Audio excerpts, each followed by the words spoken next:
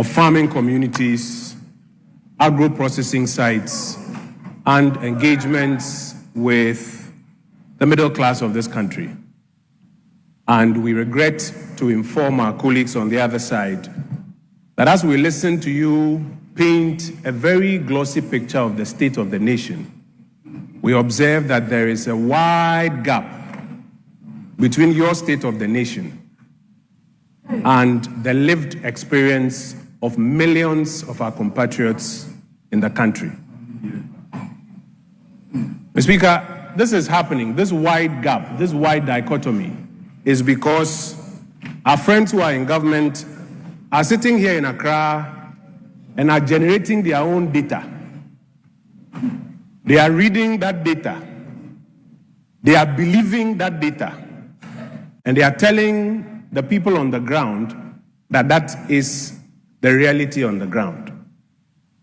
And Mr. Speaker, we are disappointed but not surprised. We are disappointed because for a party that claims that they support the grassroots of this country, it's surprising that in 1 year, in fact, it's disappointing rather, that in 1 year, they have forgotten about the realities on the ground and are sitting here quoting 70%, 20%, 30%, 40%. That's 1 year. But we are not surprised, Mr. Speaker, because as we had mentioned in 2024, a lot of the things that they were complaining about, they were just trying to capitalize on the genuine pain of the Ghanaian people. It's not that they had any honest answers to some of those issues. It's because we've heard them arguing in the last few days that the state of the nation is good and the state of the nation has improved. I want to respectfully submit to my colleagues that an improved state of the nation does not lie in the government statistics that you are repeating over and over. Honorable Member, an improved state of the nation should be identifiable in the lived experiences of people on the ground. For us, on the Committee on the Economy and Development, we are looking at three things: agri, industry, services. If you want to determine the true state of the nation, check the state of agriculture. As I mentioned, Mr. Speaker, we've just come back from the farms and the agro-processing sites. Talk to the rice farmers today.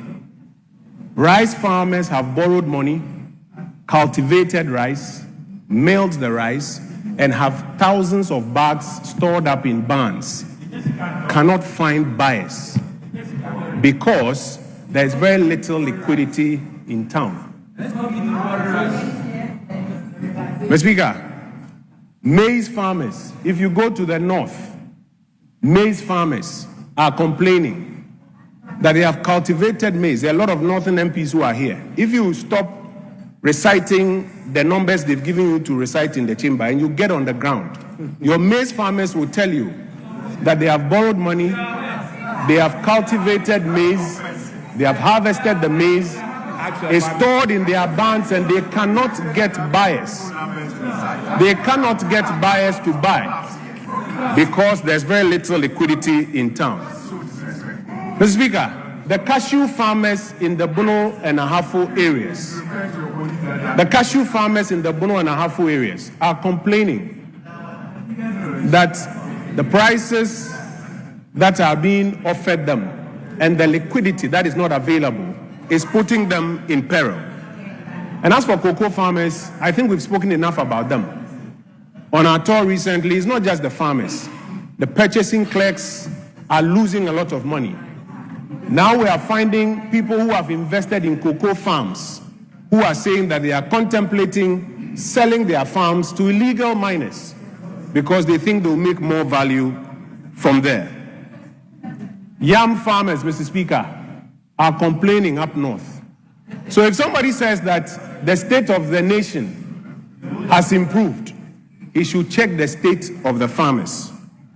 A nation in which the state of its farmers is getting worse cannot be a nation whose state has improved. Mr. Speaker, look at manufacturers. The question to ask is whether or not the Ghanaian manufacturer today is better off than he was in 2024. If you speak to the manufacturers, you will find out that, for example, utility, including electricity bills, have gone up over about 28%. The cost of their locally produced raw materials, which they need for their production, is becoming unbearable for them in many instances.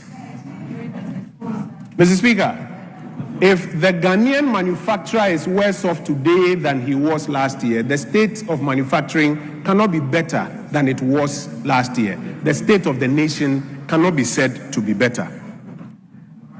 Service providers, if our colleagues want to check, they should speak to the hairdressers.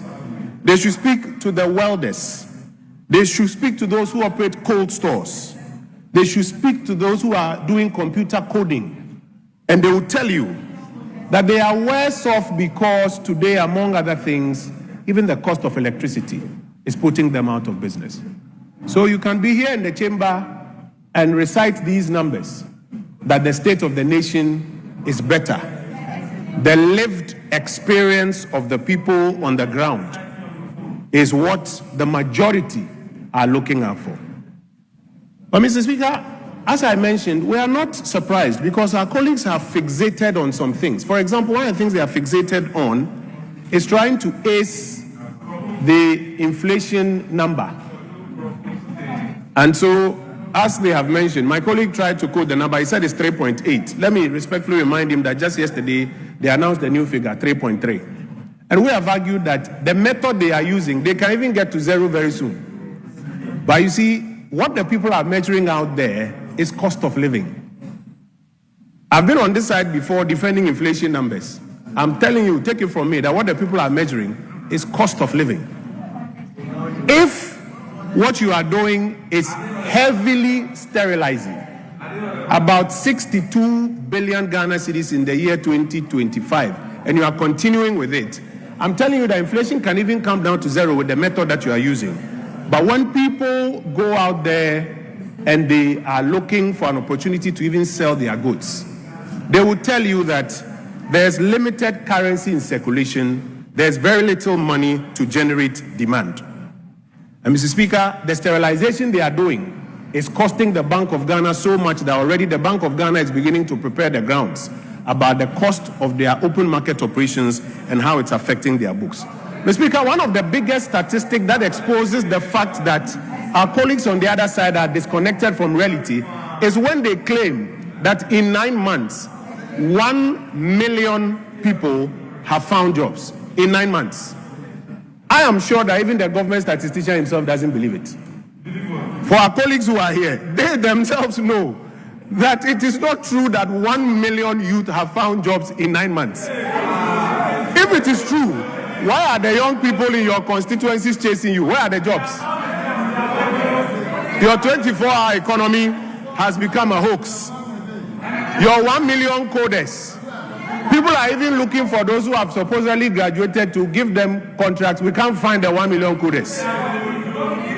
Mr. Speaker, as for their other apprenticeship and job creation programs, the least said about it, the better.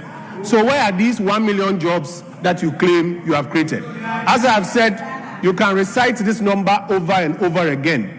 The lived experience of the young Ghanaian out there is what will be measured at the end of the day. Mr. Speaker, now we are worried that where there are real numbers that should be investigated, our colleagues on the other side are running away from it. We have filed motions to investigate the $214 million loss on gold transactions.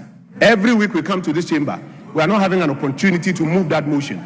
We have filed a motion to investigate the circumstances under which half of our gold reserves have been sold. Every week we come into this chamber, we are not being given an opportunity to investigate it. Those are the real numbers that need to be investigated. Mr. Speaker, the state of the nation now is one of rebranding. PMMC rebranded to Gold Board. Kasua to Takrady Road is now being rebranded that it is a big push project. The domestic gold purchase program which they inherited, they now call it Accelerated Reserve Accumulation. That's the state of the nation today, rebranding things that you have inherited. And Mr. Speaker, the state of the nation today is that the government is going back to increase borrowing. They've just announced that in addition to raising our domestic debt from 309 million, which they inherited, to 340 309 billion they